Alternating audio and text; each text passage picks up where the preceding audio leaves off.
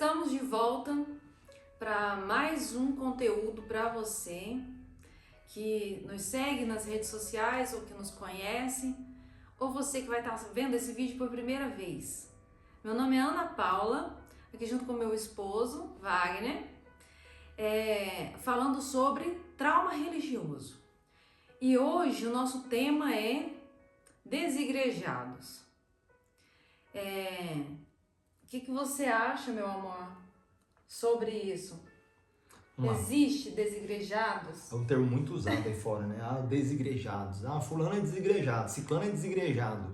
Nós já nos intitulamos assim, né? A gente falava isso um tempo atrás. Não, eu sou desigrejado, sou um cristão desigrejado. Mas isso é tão sério que a gente começa a conversar com pessoas, lidando com pessoas, a gente começa a ver que realmente há um número muito grande de pessoas que hoje elas não frequentam, não congregam em nenhum lugar.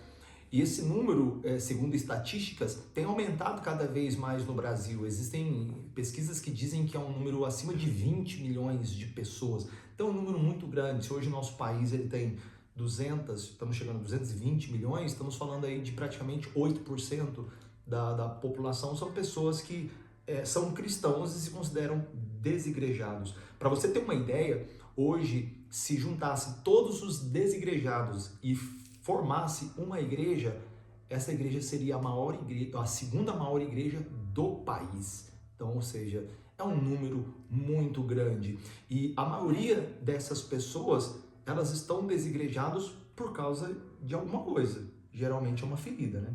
Com certeza. Quando conversamos, a gente vê que estão chateados com alguma liderança, estão chateados com alguma outra pessoa que congregava junto com elas, foram feridas por algo que tiveram que passar muito forte, fazer coisas que não queria, que era contra sua personalidade, né? Contra seus princípios, né? E aí se sentiram muito magoadas, feridas e não conseguem mais ir em igreja nenhuma.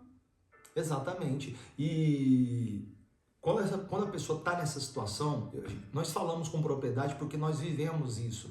Ela tem alguns pensamentos e um dos que mais prevalecem é: eu não preciso de igreja para buscar a Deus.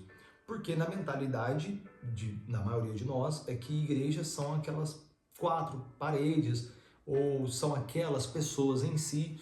Só que quando nós pensamos dessa forma, infelizmente é porque a ferida ela está falando mais alto dentro de nós. De fato, nós não precisamos de igreja para buscar a Deus. A nossa comunhão com Deus, ela é de maneira individual. Cada um tem a sua comunhão com Deus. Jesus até nos ensina como deve ser essa comunhão. Entrando no seu quarto, feche a porta e ali fale com Deus. E inclusive nós usamos isso como prática também. Principalmente... É um princípio nosso. Um princípio nosso. Foi uma das coisas que nos ajudou a vencer o trauma religioso, foi ir para o lugar secreto, e hoje nós vivemos isso de forma no nosso cotidiano, podemos dizer assim. Verdade, você não precisa estar em um ambiente com pessoas ou uma igreja, uma congregação para ter uma comunhão com Deus. Isso você pode fazer em casa, mas o fato de você estar em uma igreja, de você congregar em uma igreja, serve para duas coisas. A igreja, a gente costuma dizer que é um hospital. O hospital para que serve? As pessoas que vão no hospital, existem dois tipos de pessoas lá no hospital. Os médicos, os enfermeiros, e existem as pessoas que chegam com doenças, com enfermidades, com problemas de saúde. E essas pessoas que estão feridas, elas vão para ser curadas. Então elas necessitam ir para o hospital para serem curadas. Ela não se cura em casa, né? Não tem como. Nós tivemos bastante casos na época do Covid. Agora, tá tão recente, né? Pessoas que morreram em casa porque não quiseram ir buscar ajuda no hospital. De medo de ir para o hospital. Mas o hospital é o lugar de cura. E a igreja, ela é considerada como um hospital. Ali a gente encontra cura, ali a gente encontra ajuda para curar as nossas feridas, os nossos traumas. Cada trauma, cada situação ele é como uma cirurgia, ela tem o seu tempo para chegar até a cura, né? Quando quebra um osso demora mais tempo, quando é uma pequena fratura, quando é um pequeno corte é mais rápido. Então cada pessoa passa por uma situação ali dentro daquela igreja, né? Exatamente. Daquele hospital. Daquele hospital, né? Você falou do Covid. Muitas pessoas não queriam ir pro hospital na época do Covid porque pensavam, se eu for para lá, eu vou ficar pior. Porque teve essa situação de que muitos pegavam o Covid dentro do hospital, do ambiente hospitalar ali. E às vezes o desigrejado ele tem esse pensamento, eu vou lá para quê? Porque vou ficar pior. Vou ficar pior. Porque foi lá que foi ferido. Foi lá dentro que ele recebeu as pauladas, né? Os pesos, como nós comentamos no vídeo anterior. Então, ou seja, ela se sente paralisada e aquilo é uma barreira para que ela possa ir na igreja. Só que mesmo nós, mesmo a pessoa, eu digo nós porque a gente sempre vai falar nós porque nós vivemos isso. Sempre quando a pessoa ela se sente ou passa por esse tipo de situação, ela vai ter que fazer coisas contra a sua vontade. Por exemplo, você está enfermo, você está doente, você precisa ir no hospital. Você não vai no hospital porque você quer, você vai porque você precisa, então você vai ter que ir lá. Então vamos usar esse mesmo exemplo para a igreja, porque a igreja é uma assembleia de pessoas, uma reunião de pessoas onde ali se buscam a Deus. Inclusive a palavra de Deus fala sobre isso em Mateus capítulo 18, versículo 20. Pois onde se reunirem 2 ou 3 em meu nome, ali estou no meio deles. Ou seja, isso é a igreja, é uma reunião de pessoas. Então, voltando aqui para o que nós estávamos falando, quando você está nessa situação, curado, com mágoa, com ressentimento, não quer saber mais de igreja, então, o que funcionou para nós e que pode funcionar para vocês, eu acredito que também pode funcionar, é fazer mesmo sem a sua vontade. Foi isso que nós fizemos, né? No início nós começamos a buscar lugares onde os princípios eram conforme a palavra de Deus, igrejas mais perto da Bíblia. Fizemos aquele filtro, né? Fizemos aquele filtro até encontrar um lugar onde nós nos sentíamos bem, onde a mensagem daquela pregação ela estava baseada na Bíblia. Por mais que nós éramos contra muitas coisas que estavam ali na igreja, né? No sentido de liturgia, do ambiente, né? Então nós não éramos acostumados com aquele tipo de ambiente, mas estávamos ali, mesmo contra a nossa vontade. Já tínhamos entendido que sozinhos a gente não ia conseguir. A gente precisava dessa congregação de pessoas, né? Dessa reunião de pessoas. A gente precisava buscar o hospital. E aí quando nós chegamos com aquela decisão, e mais você, né, amor? Foi por decisão de adulto mesmo. Eu preciso, então eu vou. Eu não faço o que eu quero, eu faço o que eu preciso. Então muitas das vezes eu olhava para ele e ele estava, durante o louvor, durante a palavra, ele estava assim totalmente apático, não era? Eu não fechava os olhos, eu não louvava, não cantava.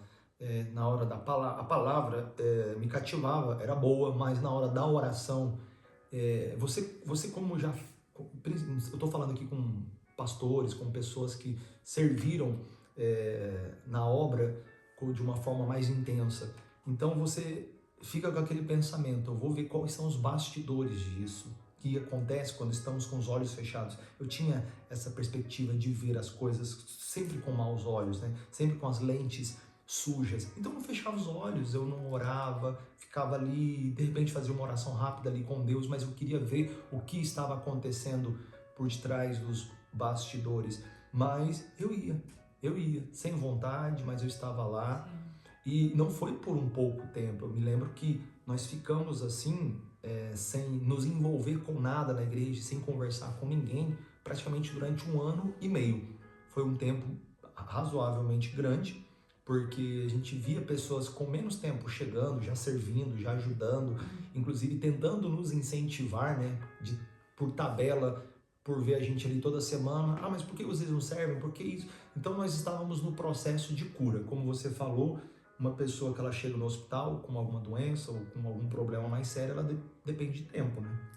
leva tempo para ser curada essas feridas. E aí quando há uma decisão de eu vou fazer o que é necessário, porque do jeito que tá não tá bom, sozinhos a gente não vai conseguir, então há aquela decisão. E aí pouco a pouco o Espírito Santo foi trabalhando dentro da gente, foi trabalhando dentro dele, ele era mais resistente. E eu pedia para Deus, meu Deus, que a próxima vez ele se sinta melhor, que ele se sinta tocado, que por mais que ele está apático, ele venha se sentir tocado. E foi o que foi acontecendo, porque houve a decisão, eu preciso de ajuda. Então, com o passar do tempo, ele já estava fechando os olhos para tudo, ele já estava louvando, ele já estava orando. E aí, por último, os últimos meses, foram pequenos detalhes, né, amor? Foram se ajustando, né? É Se isso. ajustando. Eu já comecei a participar de cultos diferentes dentro da igreja, porque era só domingo. Aí eu já pensei, não, por que não ir também na quarta-feira, que é Sim. outro culto oficial da igreja? Aí de repente já começou, aquilo foi quebrantando, foi quebrantando. Depois teve um evento na igreja de discipulado, alguma coisa assim, e eu participei também. Então Que fez toda a diferença. fez uma diferença muito grande, né? E eu fui começando a participar de outras coisas diferentes, mas sempre com aquele pensamento, eu vou lá ver o que vai acontecer. Por exemplo, dessa conferência que eu participei, que foram 3 ou 4 dias, que eu fui praticamente todos os dias. O primeiro dia eu fui bem fechado, porque era uma conferência de discipulados, principalmente para quem já foi líder ou quem era líder. E eu falei, eu vou lá para ver.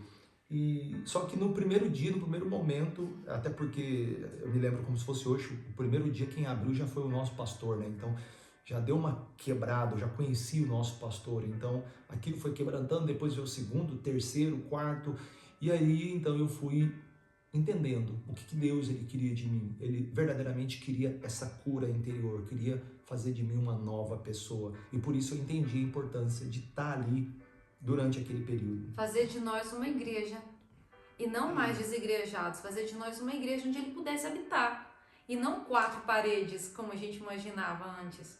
Então a partir dali a gente foi se tornando, porque a gente não criou resistência mais, nós fomos nos tornando igreja, onde Deus podia habitar, onde Deus estava agindo. E foi um processo, graças a Deus, passou, né, amor? Passou, graças a Deus. Veio a cura, quando vem a cura, aí já vamos, depois vamos para outro momento, né? Uhum. Vem o desejo de transbordar. Exatamente, inclusive a gente pode até, não sei, de repente dividir esse vídeo em dois e no próximo falar sobre isso, né? O que acontece quando há a cura, quando você volta a congregar e ali você recebe a cura. Então o hospital, a igreja, a congregação, a assembleia de pessoas é isso. Não necessariamente para que você busque a Deus, porque isso você pode fazer em casa, mas para que você, em contato com outras pessoas, se você está ferido, venha se curar. E a gente costuma dizer que pessoas ferem, mas pessoas também curam. Também curam. Eu quero... Porque Deus coloca pessoas na nossa vida para nos orientar. O voltar não significa você voltar a fazer tudo como da primeira vez. Significa você não criar resistência e não precisa você fazer como da primeira vez, se jogar já de cara, né, amor? Querer fazer tudo. É dar uma chance para o Espírito Santo tratar suas feridas. E aí ele te coloca no caminho outra vez, ele te leva para o propósito outra vez. E o maior propósito da nossa vida é a nossa salvação. Que não seja inútil, né, amor? Que não seja perdido o tempo que nós ficamos aqui na Terra, porque ele é determinado. Exatamente. Então, pense nisso, reflita sobre isso. Eu quero deixar um versículo com vocês que está escrito em Hebreus, capítulo 10, versículo 24. Ele diz assim: Importemos-nos uns com os outros, para nos incentivarmos ao amor e às boas obras. E não deixemos de nos reunir como igreja, segundo o costume de alguns, mas procuremos encorajar uns aos outros, sobretudo agora que vocês veem aproximar-se um dia. Então isso é igreja, essa união de pessoas onde um vai encorajar ao outro. Que Deus abençoe muito a sua vida. Foi um prazer estar com vocês. Mais um vídeo. Até a próxima.